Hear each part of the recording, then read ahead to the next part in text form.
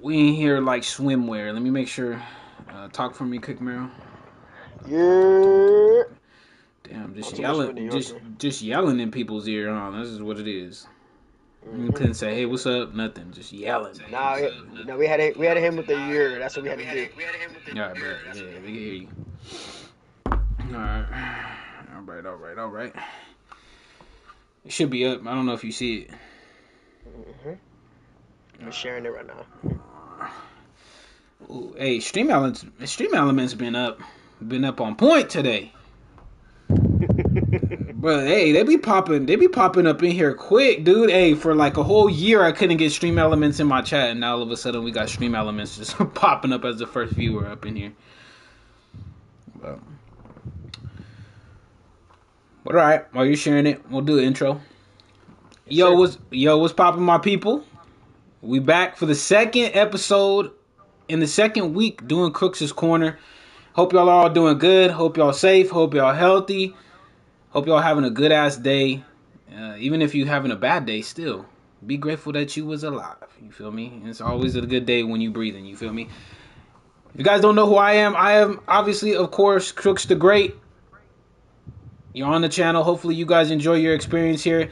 And today we got a really, really special guest. Last week we had a couple of elite. We had an elite level player in Pride, and we had a really, really good content creator in JMMA. But today we got the best of both worlds. We got the best of both worlds. We got one of the best content creators that's out there right now. One of the most, I would say, educational content creators out there right now. And he also happens to be one of the best players, if not in a lot of people's opinions, the best player in the world at UFC 4.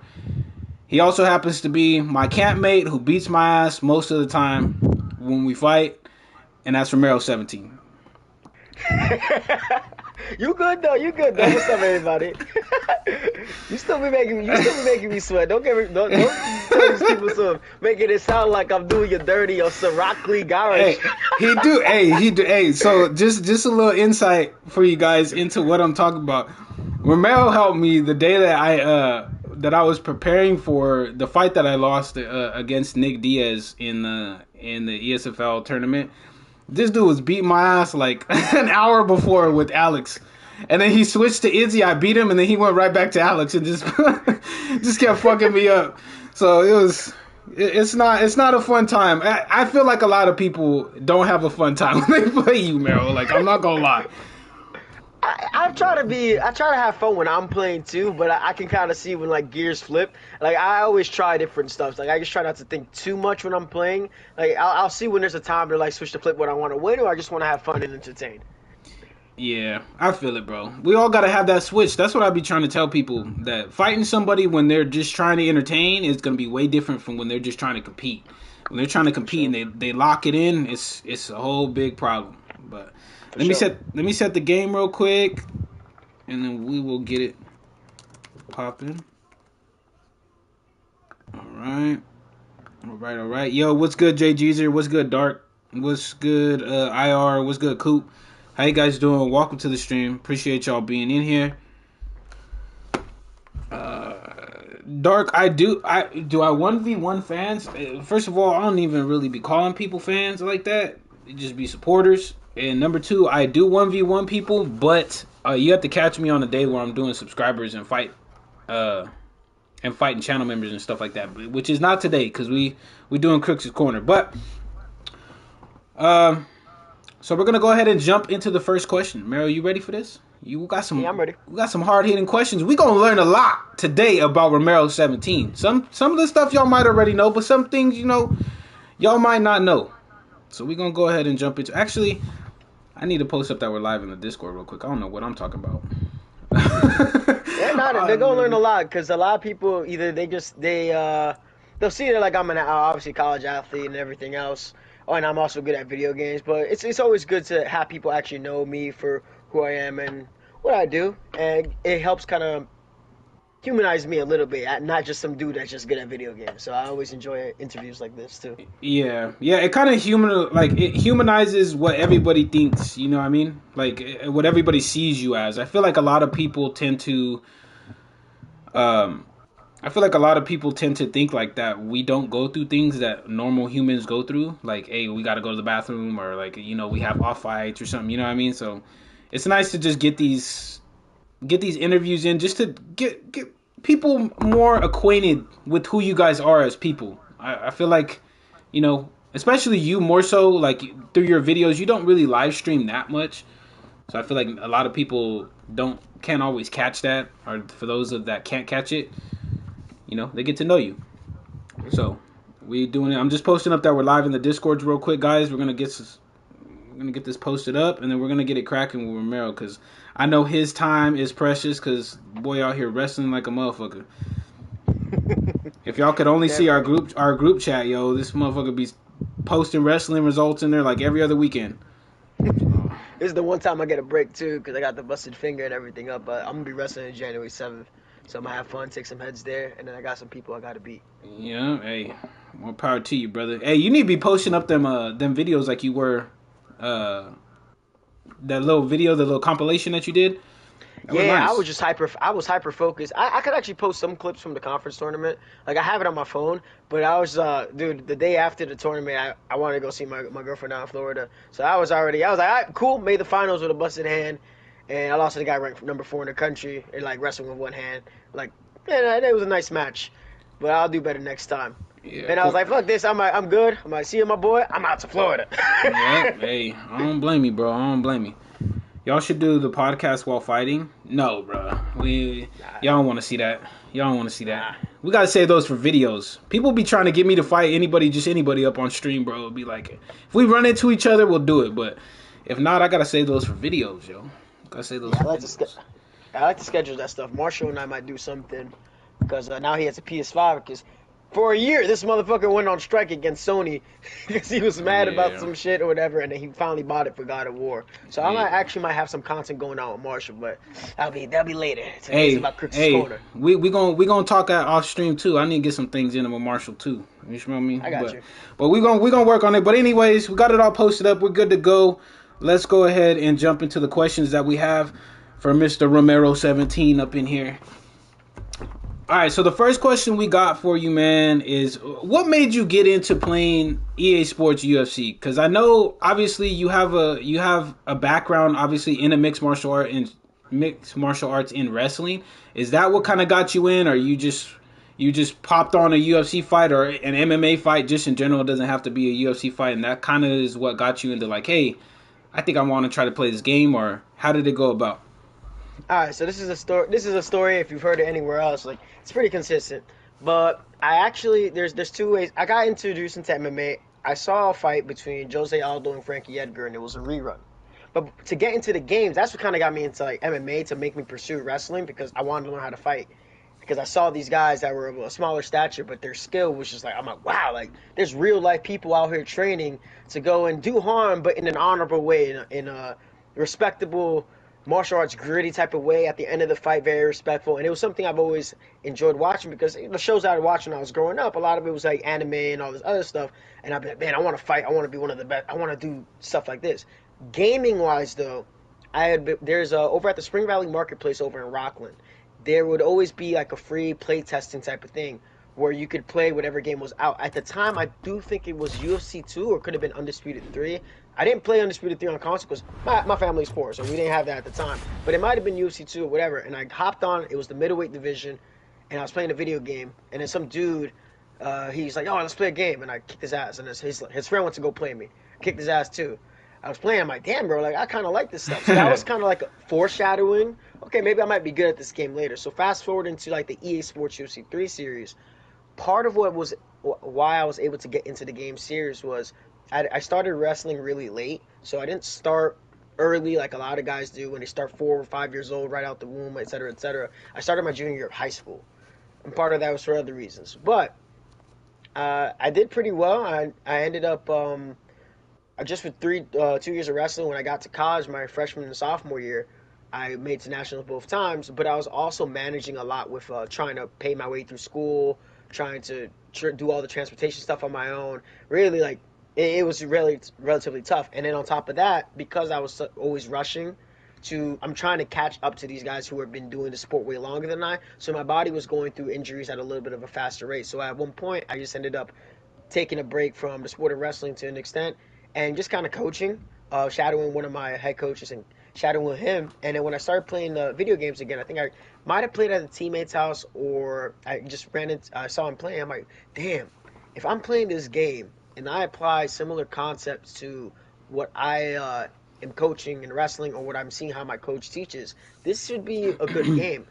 And when I would watch fighters, I realized how much I enjoyed using a real life fighter and then trying to fight like said fighter. I never throw on any type of like sim label or anything on my gameplay because I didn't feel like it was necessary for me. So I would always be very stubborn. When I was playing, I think the final 2 months of UFC 2, I was stubborn about not playing in any type of way that was like super freaking quote unquote cheesy or unrealistic or super arcadey. Yeah. I wouldn't, I don't use that word often, but that was what it was. I had a very big honor thing that I didn't want to do what everybody else is doing, and that same thing followed me into UFC 3. So that's kind of what kickstarted me into EA Sports UFC. A bit of the wrestling, a bit of me seeing MMA on the TV, and fortunate things happen when guys get hurt. So yeah, I mean, hey, that's kind of what happened with me, bro. I started watching MMA just in general. I used to watch MMA back when I was in like the 8th grade, bro. It was literally my first fight ever watching was when Rashad Evans head kick knocked out Sean Salmon. I don't know if you remember that fight from a long ass time ago, but I wasn't watching it, but I did see a replay of that. Yeah. I remember watching that shit live, bro. That shit was a long time ago, and that's literally what got me into playing the game. But it's crazy to think, bro, that like that literally you have taken something you're not wanting to be like everybody else has taken you so far, because there's literally nobody that plays the game like you. Like your style is literally so different from everybody else's, and obviously I can tell you that because I fought you so much. And I've matched up obviously with you, and your style is way different than like somebody like Goats, and I fought Suave Jamie. It's way different than him. Like it's literally so just a different style. So you did a really good job of taking your style of gameplay and just making it to where it can't be really replicated by anybody else. It's pretty crazy. That. It's pretty crazy. The only one that I've really been able to see replicated somewhat is Zayev, but we ain't talking about that. That's another subject for another day. We ain't getting into that today. Ain't getting into that today. But all right, so let's go ahead and jump into the second question we got for you, and this one's super important because I feel like a lot of people. I don't feel like you've been asked this one, or I don't feel like you've really elaborated on this one, and that's who were fighters, virtual fighters, not real life fighters, but virtual fighters. Really? Yes, that you watched when you first started playing the game to help you become an elite level player. I kind of have to throw in a real fighter there, to be honest with you. Oh my god. Yeah, I'm gonna have to. Obviously, if I had to say online, I have to say shout out my boy Marshall Mind. Ooh, because let me tell you something. When I first realized I could be good at this game, Marshall knows this story because I sent him a screenshot. This is way back. My last fight ever on UFC 2 was against Marshall Mind. He wasn't streaming. He wasn't doing anything. He was, Muay Thai Striker 2. And I remember I was watching all his stuff on his YouTube channel. And I'm like, oh, shit. Like, this is the guy just watching on YouTube and shit. And we were in a mirror match. It was TJ Dillashaw versus his TJ. I made it all the way to round 5, and it was 2-2. And I knew he had been playing his game since way longer than me. He ended up getting me in round 5. And I lost to him, but I was, like, happy. I was like, yo, I just, like, took it to this guy. And he's been doing this way longer than I have. And I think I could be good. I don't want to exactly like copy him per se, but I definitely know I can get to that level. I just don't need to fully emulate exactly what he does. But I've definitely taken a couple things from him and just kind of expanded upon it with like my own kind of touch. So virtually, that's really the only guy I can really honestly say that had some type of influence on me virtually. If I had to say fighters real life, this is where real life, it's Jose Aldo. Oh, but it's not for that's not a surprise. Is it though? It's not. Well, if we know you, And For you people know that know me, you, but we the know. reason is different. The reason is different. See, when Okay. I say the name when I say the name Jose Aldo, the first thing that people come up with, they're focusing on the strikes. It's like, oh, the leg kicks, his speed, his takedown defense. That's not what I'm looking at when I'm talking about Jose Aldo. I'm talking about his approach as a mixed martial artist, as a minimalist, and as a neutralizer. What I mean by that is, how is it that somebody who didn't have a scholastic wrestling background, who started jujitsu at funny late as I did in wrestling, so that's Mm-hmm. another reason I like him so much. He abandoned everything to go train at jiu-jitsu and then became a world champion within 3 4 years. How was it that somebody who picked up combat sports relatively late in their own life was able to get to upper echelon of a sport and taking away stuff that other guys are better at? So what I noticed about Jose Aldo is that he was very good at doing the little things ever so when his ego wasn't at play and he wasn't letting his ego take him to brawls that he didn't really need to be in.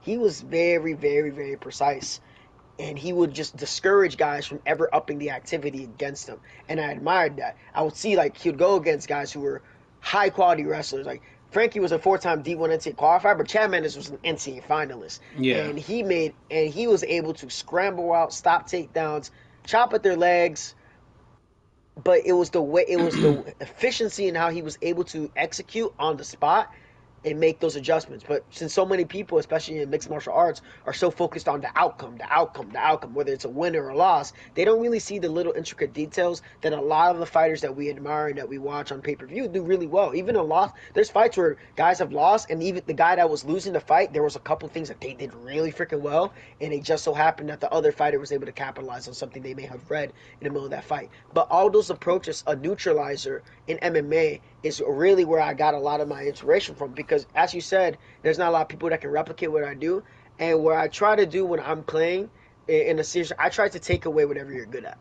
It's not necessarily going ego for ego, like, oh, you're a big combo guy, I'm gonna match you with combos. You're grappling me, yeah, maybe I'll grapple you. But it's more so I want to discourage you from doing anything that you feel comfortable with. I want you to feel like you're stuck and you're frozen and you're looking at me and you're so scared of what I'm going to do next. You don't even see that the clock is ticking away. I'm already scoring points on you, and you're just gonna have to sit there and take it because there's nothing you can do to me. And that's why I wanted my style to be like. I wanted to be like a prime Jose Aldo. Yeah, ain't nothing you can do. Can't take this guy down. He's already up 50-45. He's coasting in rounds 4 and 5 because he knows he's up and you can't touch me.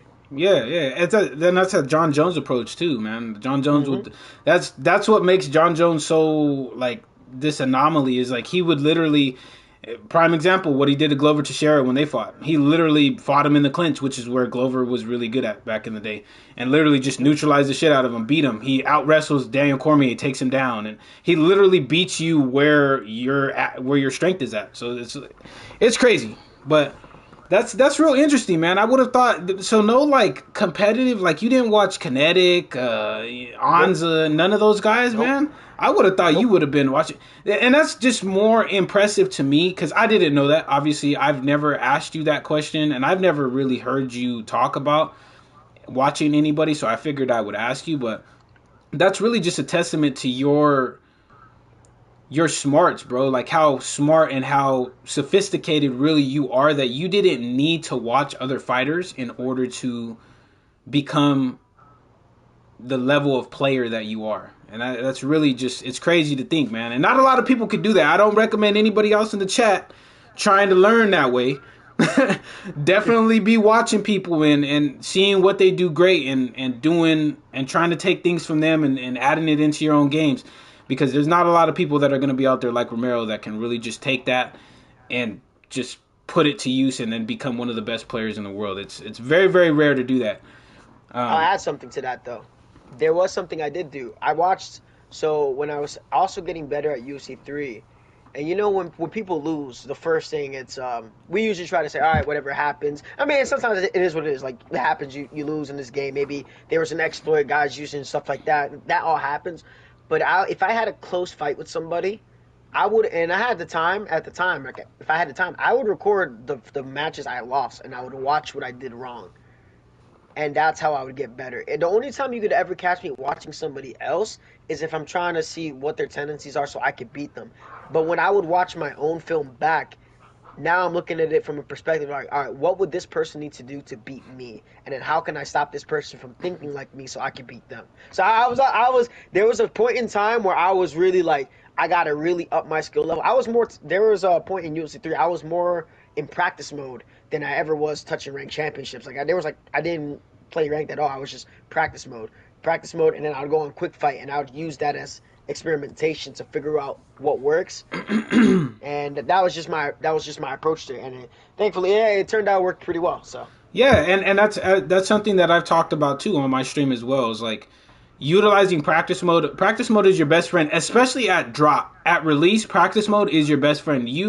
I get a lot of people in here that literally, once they pick up the game, when the game is brand new, they immediately want to go and climb the leaderboards. It's like, no, you should be in practice mode, learning how the game works before you jump into there. Because like once you might be ahead of the elite level players when the game first comes out, but then once we like after a week, we're just gonna crush you. Like it's just what's gonna happen.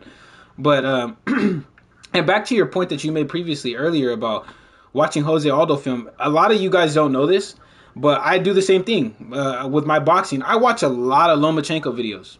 Most of the time at this point in time, when I'm grinding off stream, it's because I've watched a fighter's video before I got on. So like I'll watch Floyd's videos, I'll watch Andre Ward's videos, I'm watching Pacquiao videos, I'm watching Adesanya's videos, I watched a little bit of Alex's videos, but I'm watching John Jones's videos, elite level guys, to try to just get my mindset in that as I'm going into grinding and ranked. And it can really help you, man. It can really help you to try to stay in that mind frame. So yeah, definitely some tools that Romero just dropped for you guys there to really help you advance to the next level in your gameplay as well. And you might know, you never know. You might catch him in UFC 5 too.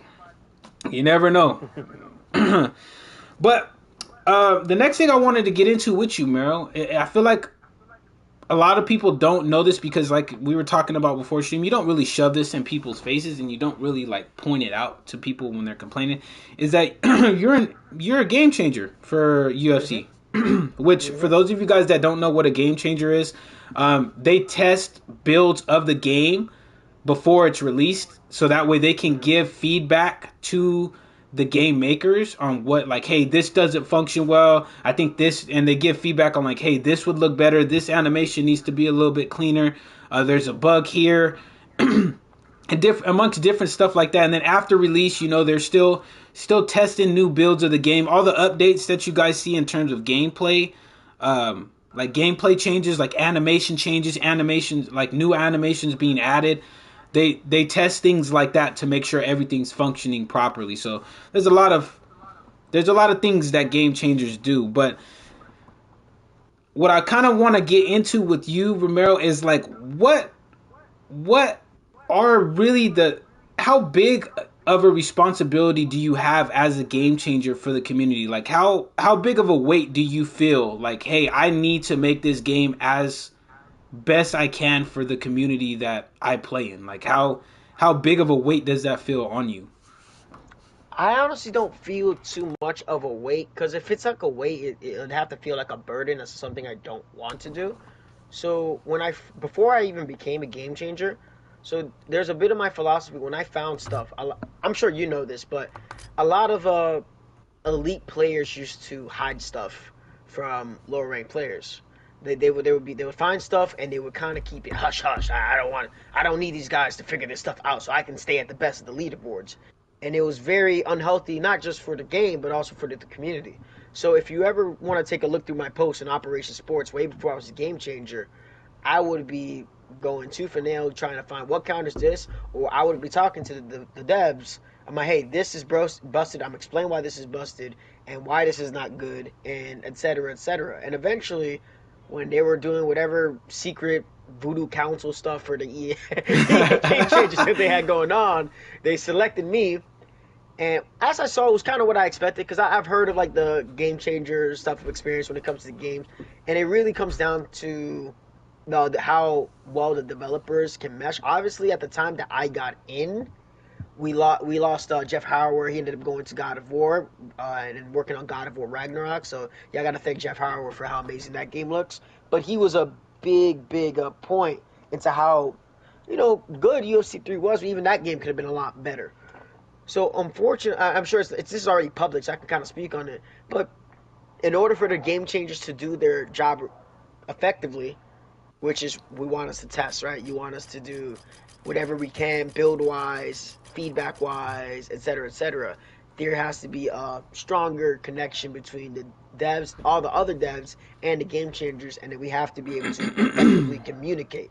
And what people don't understand is, and this happens a lot in the Discord, and I had told, community wise, like you can try and be angry and curse at people and go, oh fuck this is this and that, but that doesn't help anybody. It doesn't help the developers. It makes them not want to have a connection with the community. It makes it harder for the game changers to then relay our community feedback to the developers. And it kind of all spirals. There was a point in UFC 4, and I think you know what I'm talking about, because I already talked to Homeboy about this, is that when it might seem cool to start like a little bit of a witch hunt and go and attack the devs because they didn't give you the response that you wanted them to give you, and it misconstrued it as something else. And mind you, I'm somebody who did a whole petition against EA when they did something that I was not a fan of. I put my position as a game changer on the line because I so strongly believe that they were doing something wrong. So I'm not the type to kiss EA's butt, but I'm going to tell you what it is, and because I want to see this game and this community flourish. As other game changers, like we also understand this too. So when we work as a collective and we're able to get our thoughts across, then we feel some progress. And I can definitely say there's been a lot more progress than before. And the responsibilities of a game changer is just simply, you just got to be able to communicate effectively from all points of angles. You can't gatekeep. You can't be trying to hide stuff for yourself. That's not gonna work if you're trying to keep certain whatever, like you learn this information. It's very important that you make that information as public as possible so that the devs are able to work on it, so that the community can work on it, and then we can get to things a lot better. So it's a lot. It's a lot, but it's not a lot. As of lately, obviously, UFC 4 they're still adding fighters and everything else, and obviously it's not a secret that UFC 5 is going to be on a new engine, because Brian Hayes said that on the Xbox live stream over on Twitch a few months ago. So a lot of people are already kind of excited for that. So for my responsibilities at EA Game Changer, whatever EA has been allowing me to do, they're getting very honest responses from me, and best believe they're getting the responses they need to hear from me. Yes, sir. Hey, that is a lot. You say it's not necessarily a lot, but that sounds like a lot, brother. That sounds like a lot. I'm not gonna cap. But hey, before I get into it a little bit, hey, shout out to Jay Jeezer. Thanks for the $20 super chat, my guy. Much love. Doing all this on the PlayStation. Yep, we doing all this on the PlayStation. You feel me? This ain't on a PC. I tell you guys all the time, you don't need a PC in order to be able to stream. You can do all this stuff off the PlayStation, literally. Until you get where you need like the equipment that you want to get, just do what you can. You feel me? Just do what you can. But so shout out to you for the super chat, JGG. Appreciate you. But yeah, I mean, gameplay UFC 5 on a different on the new engine is gonna be fucking wild. That means new footwork. The footwork is gonna be different. Probably gonna be new animations and different stuff like that, which is gonna be crazy. Yeah, there's a lot of stuff that people don't see that UFC 4 already kind of does well. And I was streaming today, and I was hoping that people would see what I was doing. I said it a point, with regards to footsies, it's not about moving front and back, but you also have to know how to move laterally, and even like just when you realize how the camera angle changes when you throw certain strikes, or how just moving in a specific direction can kind of screw up your opponent's tracking because you are moving off of a slight angle. I think if they're able to expand upon that concept, as well as make a lot more defensive tools that are very responsible, as well as fleshing out, literally fixing a couple. The striking has gotten it's way better on 4 than it was on 3. Yeah, I agree. And I was one of the best guys. Nobody can tell me shit. If anything you say is an opinion, what I'm saying is fact. 4's striking is better than 3, because 3 had a lot of stuff that didn't get fixed at the end of its cycle. There was stuff that will get abused to shit all the time, and we probably just had to deal with it. Mm-hmm. Before, striking still has a lot of potential, and it's going to be about not only rehashing animations and making counters smoother, but also just having the damage work very, very cohesive, where it makes sense, not to the point where we're getting, bum flash KOs for like stupid stuff. Yeah. But where if you do something, you're gonna be able to like record it. Okay, I see this. This is why I got knocked out. And you can do that on 4, and you can do that on 3 too. But the better that transparency gets with being able to understand how everything works, I think that's gonna make for a better game. Yeah, it really is, and that's true too. It's the way that I looked at it, and the way that I was telling people that I looked at UFC 4. I looked at UFC 4 like a clean flesh, like fresh flesh, fresh slate, where it's like this is what we can build on. There's a lot of things in UFC 4 that can be built on for later games. So like the striking is very very fluid. The footwork is very fluid as well, depending on who you're using. It's very realistic.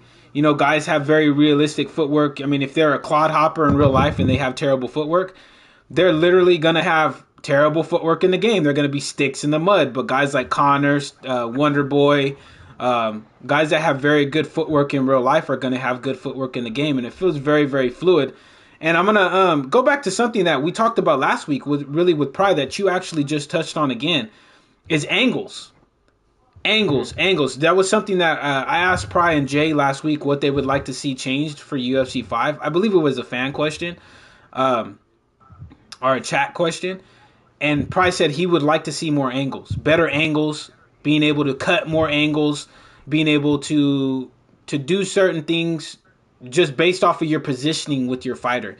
And so that's something that you just touched on as well. That's probably going to be worked on a little bit more with the UFC 5 based off of it just being on a new engine. That's really, really going to be something that I feel is going to really be a game changer for most people, both as an offensive fighter and as a defensive fighter. Because right now, like, my biggest argument with it is you remember at the beginning of UFC 4, Mero, you could literally, there was no running away from people. You could literally just stick to your opponent. Yeah. And then the community didn't like it. So they slowed down the footwork for advancing fighters. And then that allows people to take angles and cut angles that you as an advancing fighter can't necessarily take away as easily. I mean, unless you have a footwork advantage. But that's something that cage cutting will be a little bit easier with better angles. Escaping out of the way laterally will be good for defensive fighters. So I feel like there's going to be a good balance there based off of what I hear you talking about right now. So that's. I mean, most of that stuff is already, like, it's funny. People think an angle has to be this big, super exaggerated jump. Like, it has to always be like a TJ Dillashaw signature lunge. When you throw a 1-2, right, and you throw the 1 and you're moving with the left stick and you're going off the 2, you are creating an angle off of that 2 because you're moving laterally with the stick at the same time. People kind of have a misconception about what an angle is supposed to be. An angle is exactly that, an angle. It doesn't mean it always has to be some 180-degree angle. It doesn't mean it has to be a full-on 90. But if you remember, I have a tutorial on my channel to creating angles off of the pivot lunges. And when you move with your head movement to one side against certain strikes, you make your opponent lose tracking, which is realistic, right? Like, how many times do we see guys, when they're whiffing forward on overhands and they're whiffing on some strikes in real life, they go right on by when the person dodges. Where in this game, unless you're already moving laterally to that point, the guy can kind of whiff it and he'll stay right in front of you. Right? Yeah.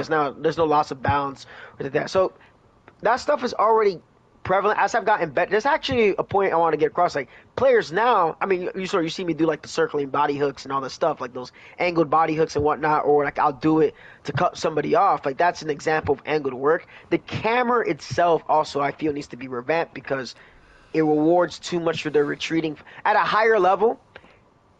Yes, pressure works really well, but it does reward a little bit more to the retreating fighter because of how forward vulnerability works. Say it again for the people in the back. Say it again for the people in the back, man. Because if people be thinking I'll be capping when I be saying that, bro. No. You're not wrong at all. This is what made UFC 3, where a guy who was, say, not on your level at all, if he chose somebody like Connor or GSP plus the takedown counters and all the stuff like that, and he just refused to take a step forward, and you're now tasked with the duty of having to go and make the fight happen, you're putting yourself more at risk because of forward vulnerability. So I'd actually would like to, for everybody that's watching the stream, there's a fight I had. I was using Diego fucking Sanchez against Alexander Volkanovski. You can go look at the stats. You can go look at everything. See everything. Alexander has an advantage in almost every single area, but you're gonna see what I do footwork wise, angle wise, with little subtle things, with just taking myself off the center line.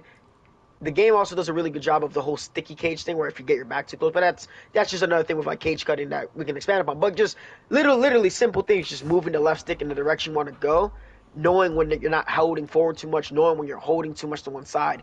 That's gonna help guys do angles, because at the end of the day, if they allow for a little bit looser tracking with the strikes, if they allow you to go hit these certain strikes and whatnot where it's a little bit looser, it's gonna be fuck off. The guys are still standing right in front of each other when they strike anyways. Yeah, that's true. That is true. And I'm looking forward to UFC 5 just in general, because this game's been out for 2 years and we've been grinding, bro. Like, the elite level players, we've been grinding, bro. Like, y'all don't see how many hours we really put into this game. It's really fucking crazy, but we can't wait for UFC 5. That's for sure. But so we're gonna switch gears here a little bit from the game changer side of Romero to the competitive side of Romero. And for those of you guys that didn't know, or for those of you guys that aren't very familiar with the ESFL is the best comp league that's out there right now. The best comp league. They got the best competitive tournaments, best competitive fighters. Everybody is fighting to try to get into the ESFL. And they actually not too long ago hosted a live event. For those of you guys that have been in my stream for a while, I had talked about going. Obviously, I wasn't able to go because I found out shortly before the event actually happened that my girlfriend got pregnant. So we skipped the event because we weren't going to be able to go out there. And I knew I was planning on going out there and drinking with all my boys anyways, and to be chilling. So we didn't go. But Romero actually went. And he actually, not only did he just go, he won the whole fucking event. Like, this man not only went, but literally won the whole damn event. So I just wanted to ask you, man, and this is a question that I feel like a lot of people ask me, and I wanted to ask you, is how did you handle the pressure of that event? Because I would imagine the pressure of that event in itself, because everybody kind of was, from what I knew, was kind of picking you and Zayev as their favorites. I mean, you had a couple people picking Prioxis, and some people were picking Suave Jamie, but a lot of people were picking you and Zayev to win that tournament. So you had a lot of pressure going on, I would imagine, going into the tournament itself, and a lot of expectations. Let me say that. Not pressure on you. I don't know if you felt it, but a lot of expectation was placed upon you to win it. So how did you deal with that, man? I mean, did your wrestling experience kind of just go into play? Like, hey, I've wrestled so many times and I've been in this situation before, so that kind of helped me? Or was it just like, you know what? This can't be, I mean, I'm not going to be out here getting grappled by another human being, so this ain't nothing. So it's a mixture of a couple things, right? So before I even get to that, when it comes to competition, and obviously I've gotten better at this because of wrestling, but before I even got as good as I did on 4, I was also one of, quote unquote, the best guys in UFC 3 that didn't have an ESFL gaming title. Obviously, everybody kind of had me as an uncrowned champ because of that bullshit EA decision with Uni and whatnot. But at that point, I had jumped a level where I went from getting blasted by this dude to then eventually beating him in some other competition, but just not for the belt. Shout out Unibot. Shout out Unibot. Shout out Uni. That dude is a GOAT. Yeah, that dude's a freaking good legend. dude. Good dude, bro. Like, I don't throw that word, and I don't throw that word around like a lot of people throw that word around. Like, I actually mean it. That dude's been around for a hot minute. But when I had lost the UFC 3 gaming championship, I had bug flying knee from Ash that he used that landed on me, yada yada, and then I was beating the crap out of him, and then threw a head kick I meant to feint. He ended up ducking it. I knocked him down 5 times. He just ducked on the head kick, knocked me out. I ended up losing, right? So I lost on the biggest stage twice, right? I've lost before. I lost to Ed Parker twice at the Ricky J tournament in the semifinals. I've lost, right? So if I've already, and then I got better. UFC 4 came around. I won the belt. I beat GOAT 1099. I think a lot of people forget that. I beat GOAT 1099 was the first ever UFC 3 champion. And people had always wanted to see us compete against each other because everybody knows how goddamn good Goat is. So he was actually the favorite too. Like I actually saw the poll and everybody had Goat winning against me. But I established myself a bit over the summertime, during COVID when all the tournaments are going on and everything else. And I started realizing, oh crap, I really do. I belong here. Like I belong here. Like I am one of the best guys. The harder thing, honestly, what was harder than actually playing the game was just having life in general set up. For like when I wasn't able to perform, I wasn't able to kind of play the game. So there was a point in time before the event and everything, I used to be worried. I think it was probably around 2021, maybe 2022, a little bit of that, where I'm like, damn, I'm not playing enough. So how am I supposed to compete? I'm playing this and that. I'm wrestling. I'm in wrestling season. I'm a college athlete. I got my girlfriend. Gotta take care of my pets and all this other stuff. So I had a lot of responsibility at the time. I definitely had a harder time because I took some losses there too at the esports event. Eventually ended up winning the esports belt too. I think people forget that. I won the esports belt. I beat a Bathing Ash for that. I beat Kinetic. I beat Jamie there too. But that was the online event. I got the ESFL belt too. So I already had like two of the most major things you could get. Yeah. So when it came to the live event, I wasn't playing the game as much. I just lost. So I want you guys to put this in perspective, right? So this is my senior year right now, wrestling wise. I got like an extra year granted for me because of some certain extenuating circumstances. So last year it wasn't sure if I was going to get next season because of all the stuff with COVID and everything else like that because I had lost the season because of COVID. So my last ever match what would have been my last ever match was against a guy ranked number 1 in the country. I was beating him 3-2. 6 seconds left, I gave up a takedown, and that shit was eating at me, right? So that was one thing. I'm like, damn, I just lost. Like I lost my chance to go national. So I lost. I was beating the guy number 1 in the country, and I lost, right? But I sucked it up, shook his hand. I wished him best of luck, and that's how I am as a competitor. Like, I wish the guys that beat me the best of luck too. Like it is what it is. Then after that, everybody knows the stuff going on with my dad and everything else. Like he had like the cancer stuff. He's doing a lot better now for anybody that's wondering. But Yeah, I was that gonna was ask you going that. on. I was actually gonna ask you Yeah, that. so Not to interrupt you, but I was gonna ask you that. Yeah, so that was already some stuff going on. Girlfriend and I were moving into the new place. And then I mentioned this on the stream before, but not a lot of people know this.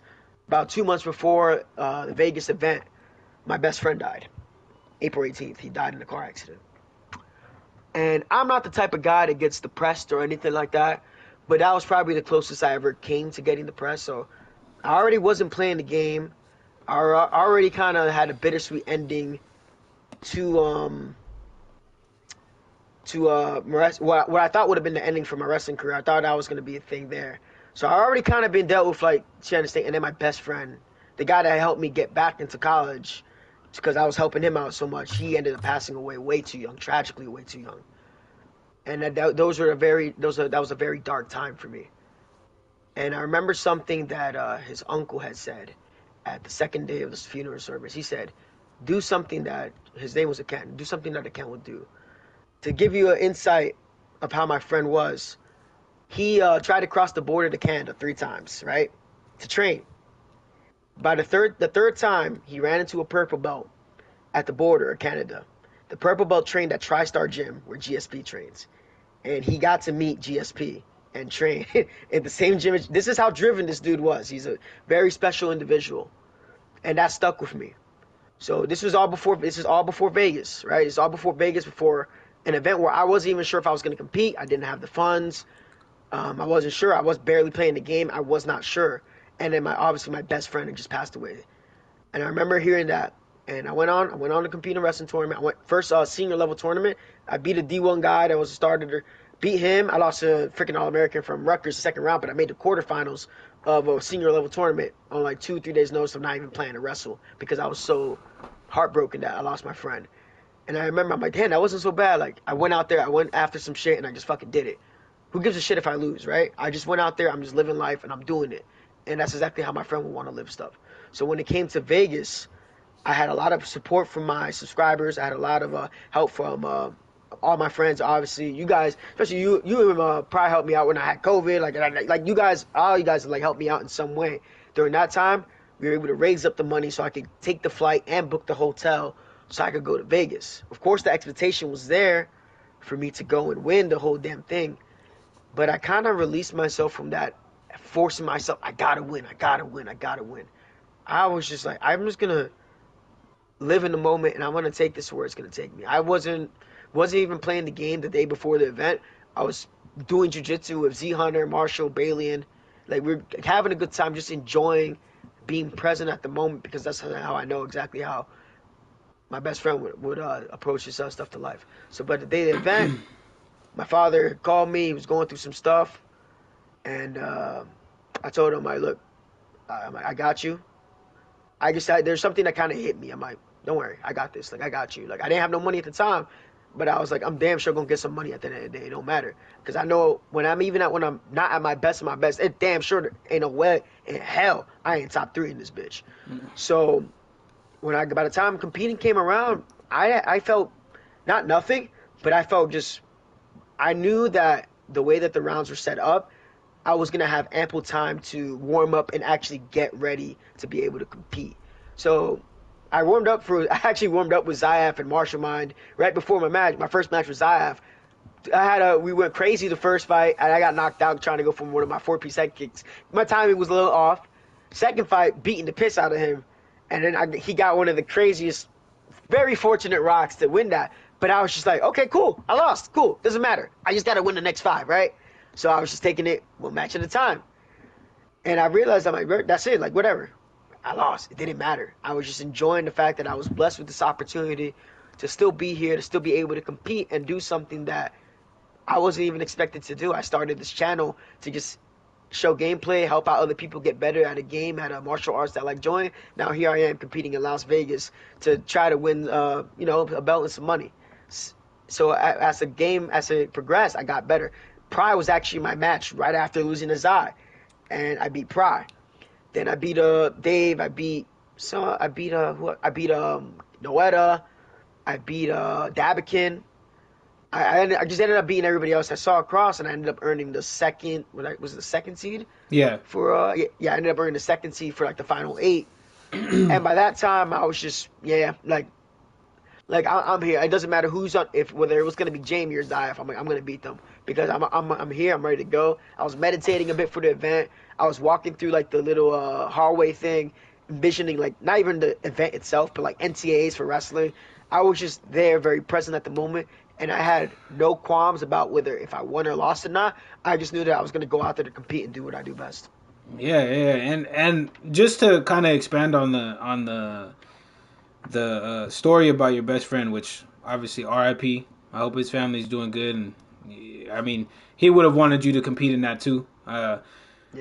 Romero, I'm not just friends with Romero on the game. Like obviously we have a group chat with all of us dark members where we talk to each other amongst each other, but I'm friends with Romero on Snapchat, so we talk a lot about personal stuff as well outside of just gameplay stuff. And he took a long time off, man. Like it was probably close to a month of not playing.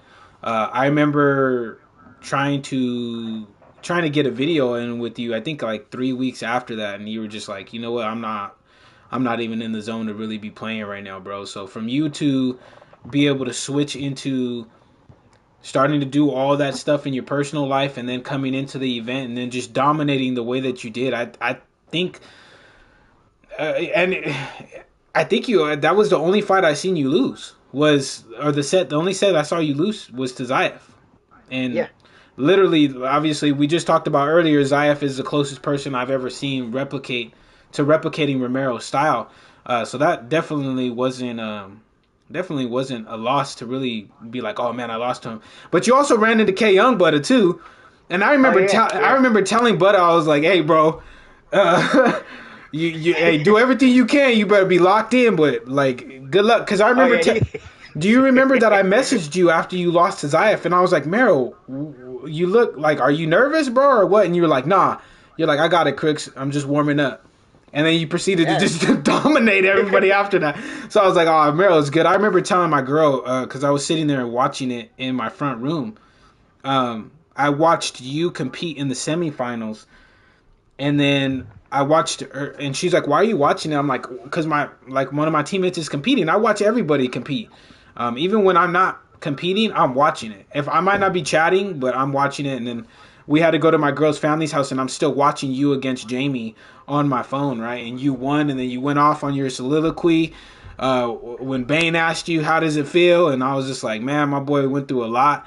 And me, just coming from me, like, I was proud of you that you actually went and competed and did your thing for your friend, because I already knew all the backstory that went behind that. So it was good shit, bro. It was good shit. And it was, I mean, it's kind of just what stories are written of, you know? Like, people lose people, it motivates them, and then they go out there and they do their thing, especially guys like you. You have one of the strongest mindsets, like, strongest minds in the community, bro. So it's really just a testament to that. But That. let's jump into the next question, because we've got 2 more questions, and then we're gonna jump into questions from the chat like we did last week with Jay and Pride. We're gonna open it up for some questions from you guys. But the next question, I feel like a lot of people are going to like feed off of this, so this is why I wanted to ask you this. We hear all the time, who are the top 5 players in the world? Who are the top 5 players in the world? And it's always a certain list. You know, it goes you, Goat, Jamie, and then whoever there people want to add after that, Ed Parker, you know, Zayev, or you know, Blake Tyler, God ate my pig, who needs to stop complaining about losing to me in the damn fucking ESFL, acting like his connection ain't dog shit. You know what I'm saying? Hey, I didn't start it, okay? I didn't start it. But anyways, but I want to ask you, bro, who are the best up and coming players in your opinion? Guys that you're just like, okay, you know what? This guy just gave me a pretty tough fight, and he's only been in the community for a little bit, and I could see if he's able to it's starting to click in this guy's style of play, that he could become an elite level player at UFC 5 if he just keeps going at the same pace. Give me your top 5. So it has to be up and coming players? Up and coming players. So obviously you can't include your boy, because I know you would put me in there, but I'm a GOAT. Yeah, obviously. I've been a GOAT. You're an OG. You're an OG. I've been an OG for a long time. So newer guys, guys that are from UFC 4. Okay, this is gonna be a hot take, so I'm gonna have to need people to kind of understand where I'm coming from and why I'm gonna say nobody. Oh no, he didn't just say nobody. You ain't capping, dog. You capping? Nah, I'm actually saying I'm saying nobody. Oh no. I'm explaining why. It's not a negative thing. You have to listen to my response in a mature manner, and you're gonna see why. Okay, so a lot of it, when it comes to UFC 3 and 4, when it came to how a certain meta was created, or how everybody else in the community ends up playing, it was always as a start of either a certain group of guys, 10 or 20 really good players, like I say, the group of guys, whether it's the guys in the dark, and then the guys in the group chat. Now I have, you know, guys with Fred Veda, Miles, etc. All those other guys, anything that Papa Doc, Uni, Go, Swiss, all of us guys, we had an influence on the game where you see certain things that are done, players start to emulate it, right? They emulate a facet of that said game or whatever that we do and take it. Whether they see guys that they see Jamie do something, they see Blake do something. So that all that meta shifting stuff has happened a lot, right? I haven't seen anybody, whether they'll be top 5 on UFC 5 or whatnot is one thing. Whether if I see anybody that's like making me think, oh, this guy's gonna be top 5 in UFC 5, because they're showing me something different, I'm not really sure, because I think it's going to be the same contingent group, unless there's something that's a little bit different in striking and the grappling that's going to separate guys from a different level. The reason why I say that there's nobody is because every person that's coming up is emulating another person. There hasn't been somebody that I haven't seen anybody else. There's a couple players that like I be in and I'll see them do some shit, and they're like a complete nobody. And I'm like, why isn't nobody else doing this? Like, why is this guy doing some shit that I've never seen any of the other high-level guys do? Like, where did he figure it out? So when I say that there's nobody's, because I haven't seen anybody do something that was so meta-shifting that everybody else had to start doing it. When I remember when the uppercut, you know the uppercut counter, right? Yeah. The uppercut counter to the body. Everybody said, you can't go to the body. It is impossible for you to go to the body because you're going to get uppercutted. And then Marshall uploaded me using Gokhan Saki. And what was I doing? I was slipping the uppercut. Right? That was just a simple thing, right? I was slipping the uppercut, the counter uppercut that people were throwing after attacking with an elite body hook. And everybody was like, what the fuck? How is he doing that? Now everybody's pulling counters and sidestepping, but that came as a result of that because nobody else knew it. I went out of my way to figure out, all right, bro, like there's no way this shit is busting to the point where I can't slip this fucking counter, right? Right? I haven't seen anybody else do that. So that's going to make me think that it's not going to be the same 20, 30 players that have been consistently competing.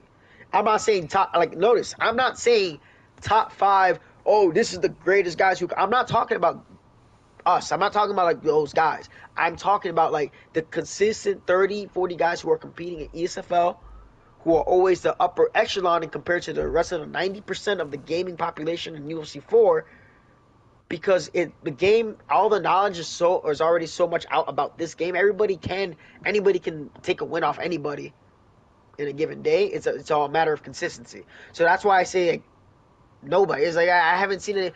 I haven't gone against somebody and said, "Damn, bro, this is a puzzle that I can't solve." So are you talking about like? Sorry, not to interrupt you, but are you talking about that? There's nobody from that you see right now because of the lack of creativity with people's play style. Is that more of why you're saying that? Okay, that makes complete. Yeah. That actually makes a lot of sense because I do agree with you.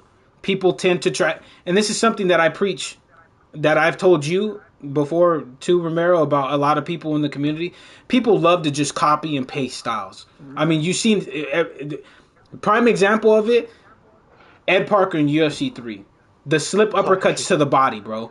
The slip uppercuts to the body. Nobody was doing it until Ed started doing it in the ESFL, and then all of a sudden I see everybody and their mama doing it in the fucking ranked championships. Oh yeah, they weren't doing. And here's the fucked up part about that. Every time you motherfuckers ask Ed himself. Ed and I were doing a Holly Holm mirror match.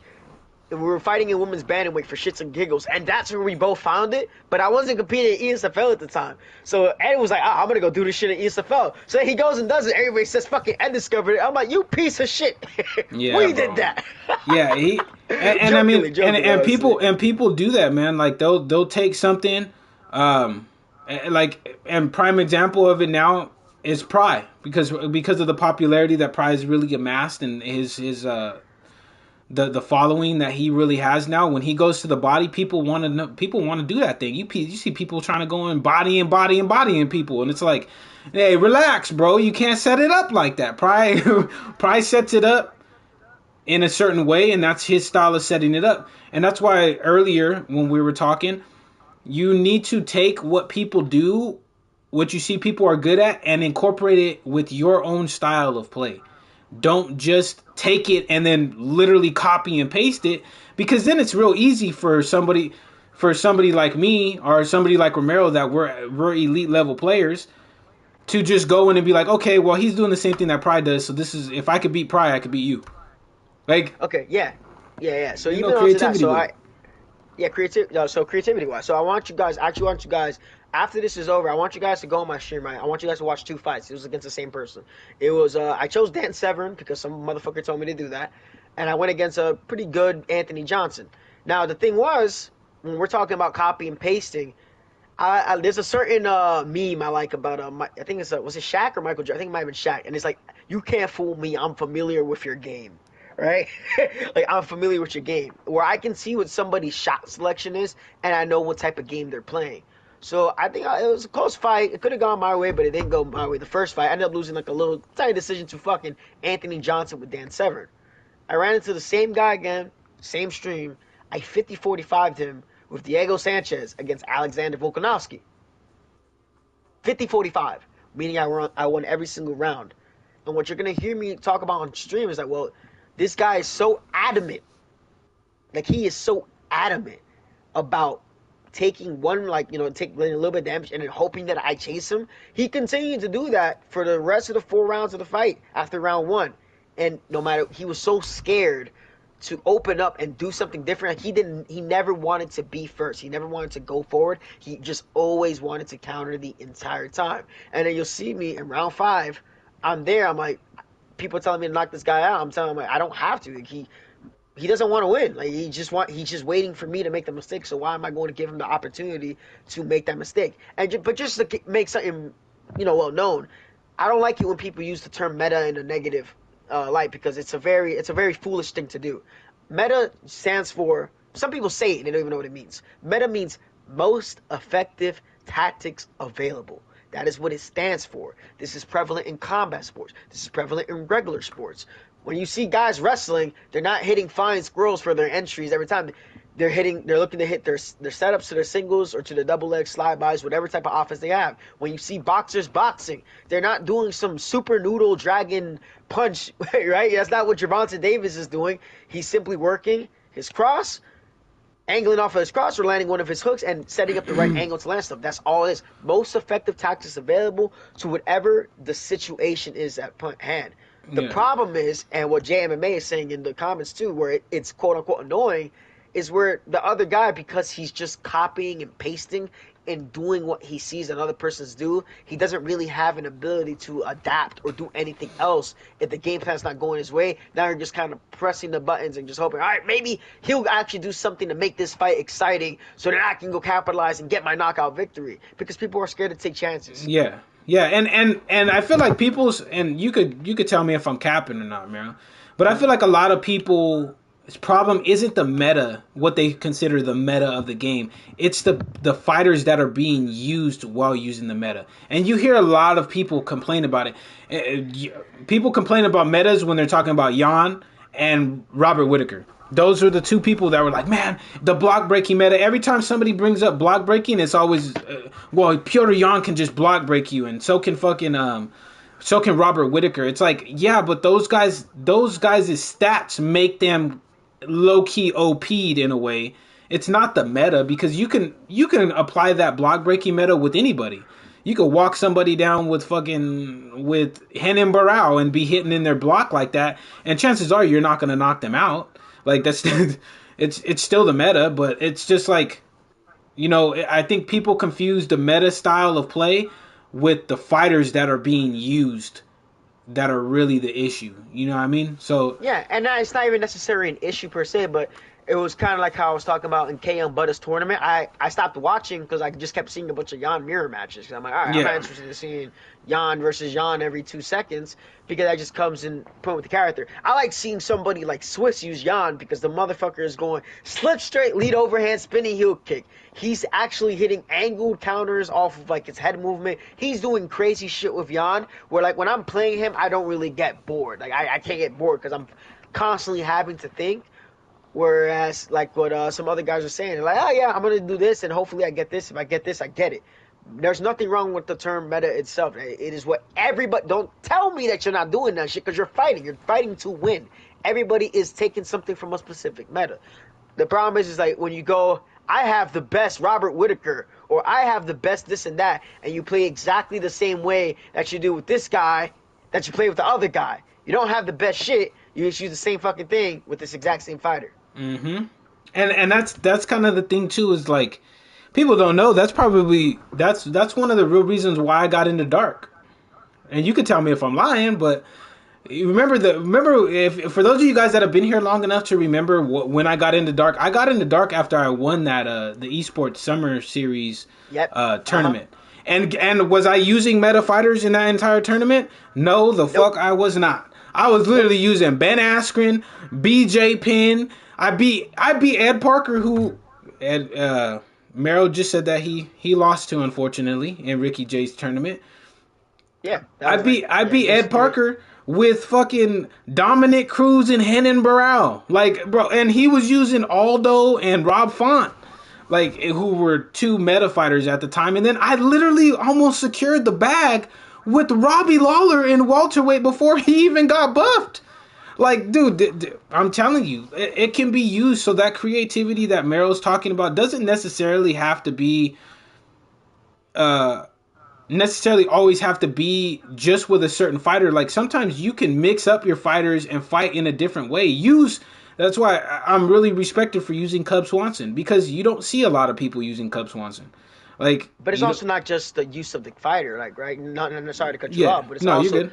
it's following concepts of what you need to do in a certain situation. If every single time you're playing, you're just going tit for tat this, tit for tat this, I'm gonna tell you, it don't matter what the damage is, it don't matter what the stamina system is, it doesn't matter shit if you're doing the The same definition of thing. insanity is doing the exact same shit over and over again and expecting a different result.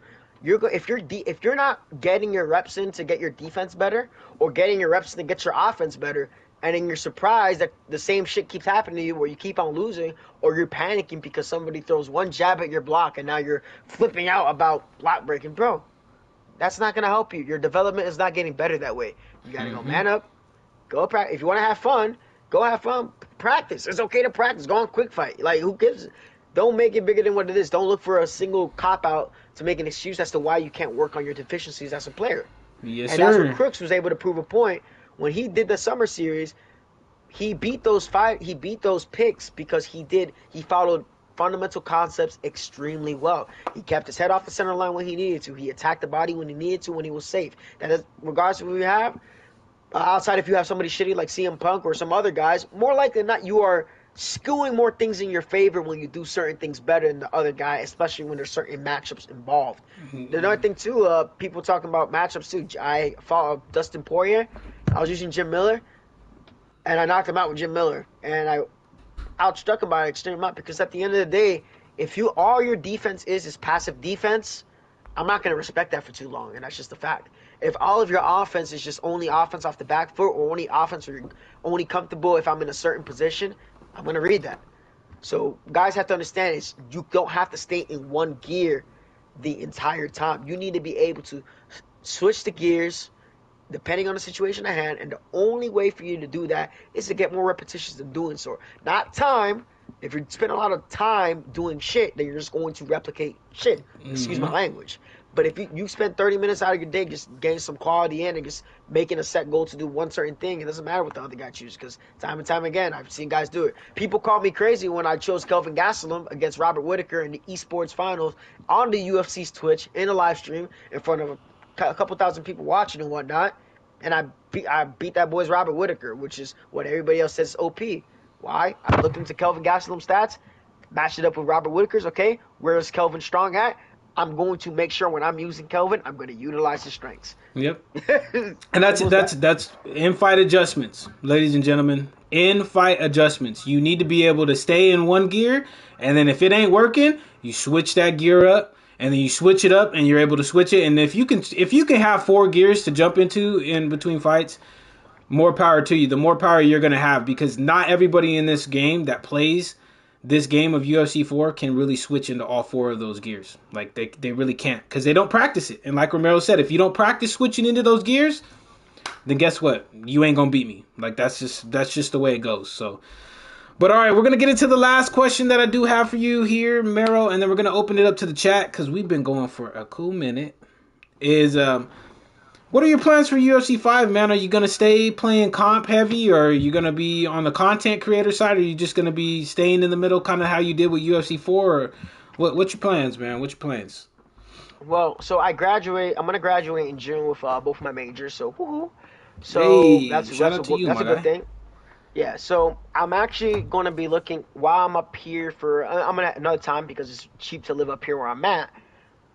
I'm gonna actually be able to. So when UFC 4 came out, I wasn't able to go full in and capitalize on everything in terms of streaming or pushing out content because COVID, school. I had to and wrestling. I had to make a choice. Like, what am I gonna do? UFC 4 or this? Even though I won stuff on UFC 4, it was still difficult. I had to manage a lot of stuff.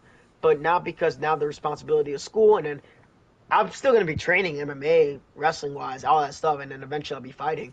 But that's gonna come.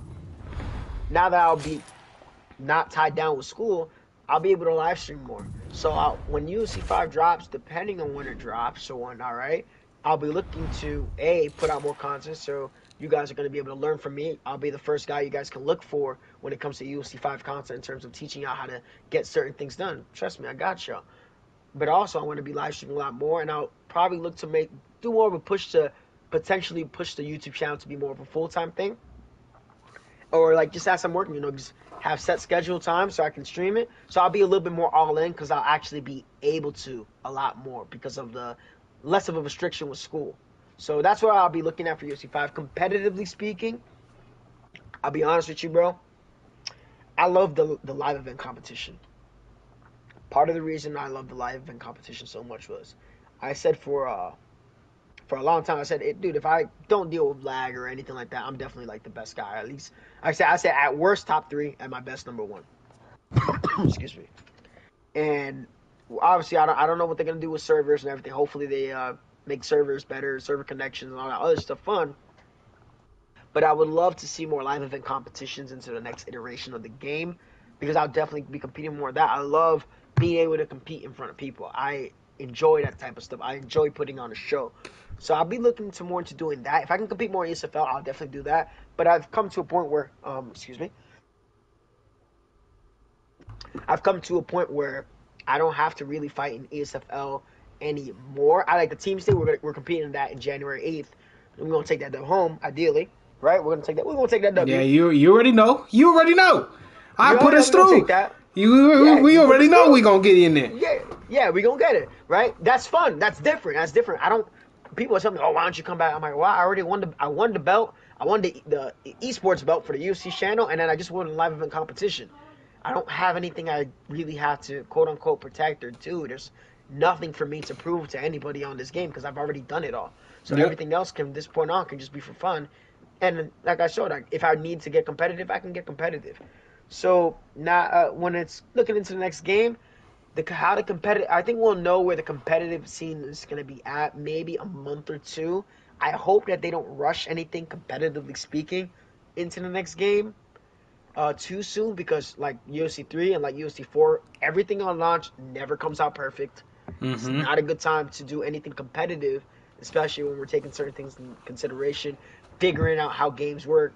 So I would like for them to at least for the competitive guys, maybe as a showcase day, maybe ESFL will do some type of event like that. Ideally, I'm just throwing out shit out there. Yeah. But depending how the game is, if it's really great to the point, or like as long as it's better than 4 by a good amount, where like the issues in 4 that haunt my soul aren't as prevalent in like the next game, I can live with that and I can full on invest in that and then be able to expand upon that on my channel. But I'll also, as I've been doing, I'm sure you've seen, I've been playing other games. I've been playing Dead by Daylight. I've been playing Elden Ring. I've been playing COD because I have a life. I don't play this shit all. I don't play just UFC 4 all the time. I have like the least hours in compared to anybody else when it comes to this game. I like playing other games, and I want to have my channel be able to, for me to just stream and have fun playing other games, so you guys can just watch me do some shit. And as a matter of fact, I was gonna stream Elden Ring right after this too. Yeah, for sure. So we're gonna, y'all know, Yes. we're gonna link Romero's channel right after this too. So y'all make sure y'all be in that Elden Ring stream. That motherfucker be getting lit. His Dead by Daylight streams be lit too. Sometimes you be catching goat in there too. So y'all know if y'all fans of goat, make sure y'all be in there too. Um, Yeah. but Yeah. hey, So yeah, you'll see me comp wise, and ideally everybody. My goal is for the community. Everybody gets better. A little bit less, a lot less toxicity, of course, when it comes to communication within the community and the devs. Competitive wise, I hope things continue to get better that way. It was really good over at Vegas. I think that there's a lot of good potential upside for the EA Sports community, and we have to just keep this momentum going into the next game. And I'm be more than happy to keep that up with my content. yes, sir. We look forward to it, brother. You have some of the best like educational videos out there. I mean, you and Pride, man. Between you guys making tutorials, we'd be straight. We'd be straight for UFC 5, but all right, that's all the questions I have for Romero. So we're gonna open it up. Bo is gonna get one of the questions. We're gonna take one other question other than this one because we've kind of gone a little bit over where I expected us to go. And yeah, I got a pregnant girl that's sitting outside in the front room, and she was already grumpy before I got on here. So yeah, your boy ain't trying to die before my son's born. You smell me? But all right, we I got got you. Bo. Thank you for the $5 super chat, my guy. He said, "Question for the Q&A. I asked this last week, but has Romero any ideas for potential new game modes for UFC 5?" That's a good question. I'm not really a game mode type of guy, but I would definitely like more of a tournament, like an online tournament mode, as opposed to like a regular tournament. Because I think Like a it's King cool of to the have a Hill? tournament mode. Yeah, like where you could like Ah, spectate and yes. watch the other guy. I would love something like that. I think that's something I would. I think I've definitely mentioned it before. If I haven't, I'll go check. but I would really love for like an online tournament mode of if it's its own separate championship or whatnot, or maybe like for the Cavs to have their own separate online championship so they stay the fuck away from my business. God damn, Ultimate Team. had to fight. Ultimate Team. Yeah, yes, Comeback Team, Ultimate yes. Team. Fuck, man. Keep them Please. weirdos over there. Yes, bro. I'm Stay tired away of from fighting me. clowns, boy. I'm tired of fighting Donk the Clown every single time I jump up on motherfucking ranked championship, bro. Shit. I feel like I'm back in a 1980s WWE promo. Over here beating up a damn clown. It's not it. Yeah. All right, so we need some more questions in the chat, guys. We need some more questions. I see a question right here. It says, is elite defense with good offense better than elite offense and good defense? Ooh, So good those question. at first glance, those kind of neutralize each other. But the guy that has damage wise, if the guy who has better defense can neutralize the other guy's offense to the point where he can't do anything, that's one thing. But to have good defense, you have to have good counter offense. So defense alone is not enough. You need to have counter offense. So if you're considering counter offense into that question, then yes, the defensive portion is important. But remember, you need to have counter offense to make things work. Defense is a layer. You got to layer the cake. You got to do a lot more than just block and just run away and hope that he punches himself out, beating you up. Hey, and a lot of people that watch Floyd, people are gonna be like, "Oh, well, Adesanya does it, or Floyd Mayweather does it." Go back and really rewatch those fights. Floyd was not only the least hit boxer probably of all time, but he was also one of the best counter punchers of all time. He was one of the most accurate punchers of all time. Like he did his work. He would slide in. Most of the time, it was those little one strike counter combinations, but he was accurate with it. He did enough offense to be able to win. So. Definitely, go back and rewatch those fights. But definitely have a good counter offense. Like Romero said, defense is good. Being able to not get hit is a really good thing in UFC. But not having any offense to be able to counter when somebody makes a mistake is not good at all. Not knowing what to do when you counter, when you slip something or you move a certain way, is useless. You've literally just learned to be useless. Like, you're just learning to run around, and you're not going to be able to win that way. So, definitely learn some counter offense. Yeah, damage scores at the end of the day. Facts. But, all right, guys. But shout out to the 41 people. Oh, we did 2 questions. Oh, we did 2? Just 2? Yeah, Just 2? Okay. yeah. We're just gonna do 2 because we elaborated on a lot of shit today, bro. We gave a lot of information on this stream, Romero. Damn. Yeah, I told you I got you. Yeah, I'm about to start the Elden Ring stream too, so you can plug that in. Yes. All right. So, shout out to the 41 people that were in here. Appreciate you guys. Mero, if you have any closing words before if you just want to link your channel in the chat, and everybody go and sub up to Mero, like his content. Make sure to watch all of his UFC 4 content, man. It's crazy the shit that this guy does. I'm not even gonna cap. And then if there's anything that you want to say before we head out, speak your piece, brother. Speak your piece. Man, I'm just very happy to just have the opportunity to be here and get to talk to your end of the spectrum. Because even though a lot of the subscribers that subscribe to certain content creators are more likely already subscribed to the other guys, it's cool to be able to actually speak with y'all and have y'all get to know me in that way. And hopefully, if you guys are coming over to my side of the YouTube world and looking at my content, that you'll find whatever I have for you to be very solid. So yeah. And if you don't, we running the fades in the street. We running the fades in the street. I'm telling you, bro. You better go like up my teammates, bro. I'm telling you right now. If you don't do it, I'm showing up at your house. Straight Medea style, peeking through your damn curtains, bro. Ain't nobody playing. Hey, yo. We ain't playing up in here. You feel me? But hey, I appreciate you, Romero. Really, really appreciate you. I hit you up last week. We made it happen. You were a man of your word. We came through. Always appreciate talking to you, bro. You're one of the most sophisticated UFC content creators out there. Like, it's crazy, bro. But shout out to you, man. I hope you succeed in everything you do. I hope your finger heals up and you dominate these wrestling situations, man. These wrestling matches that you're in and stuff like that. And I can't wait to see you dominate at another live event. Hopefully this time I'll be playing against you, so you won't win. That'd be fun. You can dominate everybody else, but you ain't dominating me. You smell me? But You'll find out. Yeah, we gonna find out. We gonna see. We gonna see. But I appreciate you, bro. And Yes, until sir. the You next too. stream, guys, take it easy, be safe, enjoy the rest of your guys' day, afternoon, evening, depending on where you guys are watching this from. Make sure to go peep out Romero's Elden Ring stream. That's gonna be happening right after I end this stream. Oh, that's just live right now. Yeah, and I'll see you guys in there. But until the next time I see y'all tomorrow for the video, peace out.